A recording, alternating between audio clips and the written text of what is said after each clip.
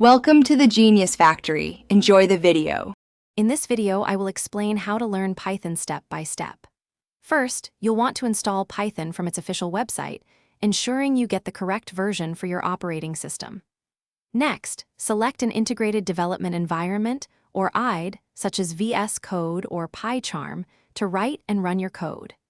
Begin by understanding fundamental data types like integers, floating point numbers, and text strings. This foundational knowledge is crucial for all subsequent learning. Once you have the basics down, dive into Python's core programming concepts. Master control flow statements, including if-else conditions, for loops and while loops to dictate your program's execution path. Next, explore functions, which are essential for organizing your code into reusable blocks. Finally, understand Python's powerful built-in data structures, such as lists, tuples, dictionaries, and sets, to efficiently store and manage collections of data. Now, let's move to more advanced Python concepts.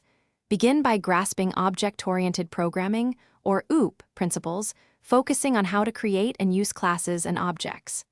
This paradigm helps structure larger applications.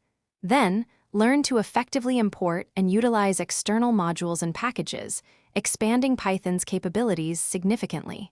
Finally, practice implementing error handling using try-except blocks to make your programs more robust and user-friendly, gracefully managing unexpected issues. The best way to solidify your Python knowledge is through practical application. Start by working on small, personal projects to apply everything you have learned so far. Consider contributing to open-source projects to gain valuable real-world experience and collaborate with other developers.